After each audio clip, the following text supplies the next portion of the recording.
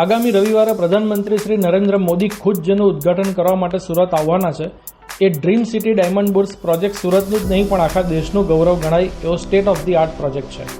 Dream સિટીમાં diamond બુર્સની પાછળના વિસ્તારમાં 50,000 સ્ક્વેર મીટરમાં વિશાળ ગાર્ડન ડેવલપ કરવામાં આવી રહ્યો છે.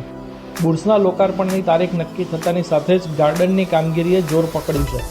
હાલમાં ગાર્ડનનું કામ 90% જેટલું પૂર્ણ થઈ ગયું છે અને ફિનિશિંગની કામગીરી પ્રગતિ હેઠળ છે.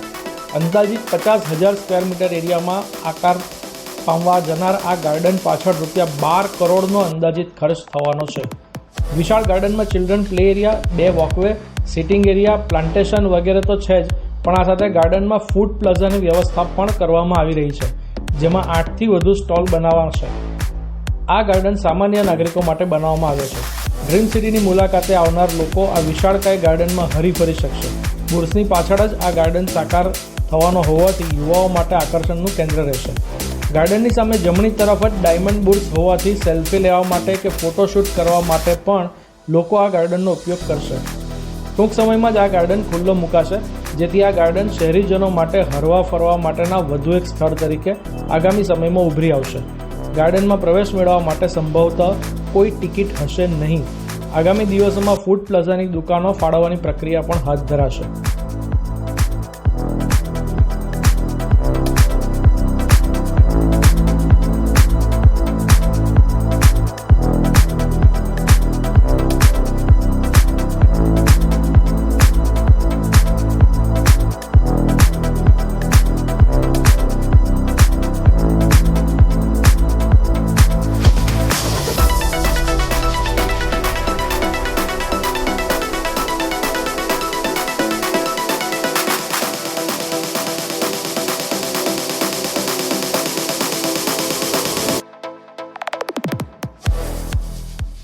સીધીખબર.comના ઓથેન્ટિક વિડીયોઝને જોવા માટે આ વિડીયોને લાઇક કરો, શેર કરો અને ચેનલને સબસ્ક્રાઇબ કરો.